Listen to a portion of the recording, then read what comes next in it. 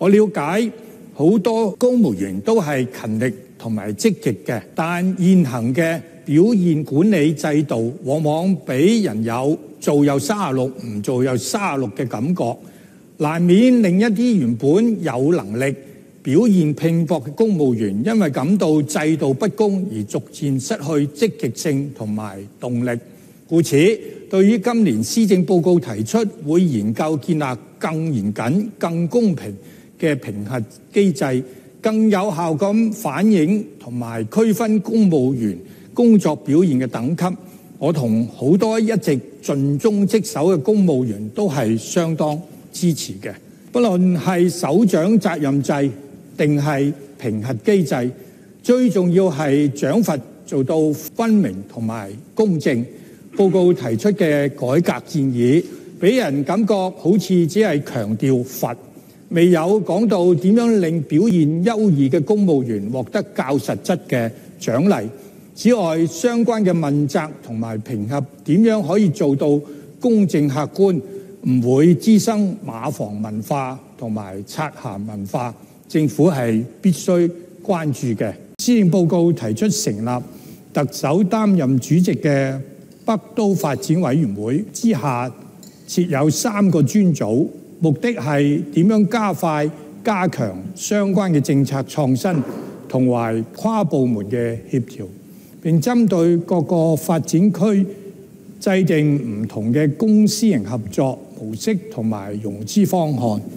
包括股份制、債券、政府注資及土地參股等，以吸引更多嘅私營資源參與。政府亦會為北都發展引入靈活嘅批撥土地多元化嘅發展模式，以及嶄新嘅發展方案等多種新思維。要將呢啲新嘅思維、新嘅做法迅速有效咁落實，關鍵係要改革部分部門同埋官員往往只重監管，不善促進，重視程序，但忽略成果嘅處事心態。有人擔心直接批地嘅模式會否產生利益同埋公平嘅問題。我認為政府唔應該好似過去一段時間咁，因為一啲冇事實根據嘅所謂官商勾結指控而削足就履，對一啲有利香港整體長遠利益發展嘅事情議而不決。我多次促請政府改變過去過分側重投放大量嘅資源興建出租公屋，供基層市民租住嘅做法，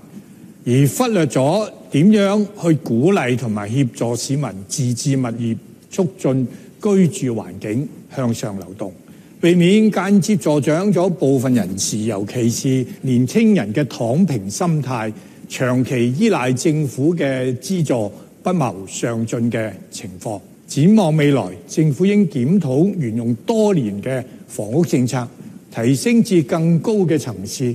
包括我倡議多年來制定嘅人均居住面積同埋住屋開支佔家庭收入嘅比例目標，並致力達標，令市民有望住大啲、住鬆啲、住好啲。好高興見到今年嘅施政報告特別為改善大廈管理設有獨立嘅章節，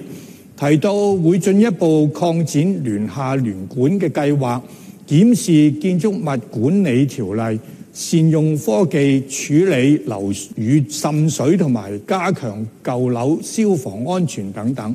報告亦首次提到物業管理業喺支援居家安老、長者同埋照顧者方面嘅角色，無論係樓宇嘅老化定人口嘅老化，專業物業管理公司同埋物管業從業員都可以扮演更重要嘅角色。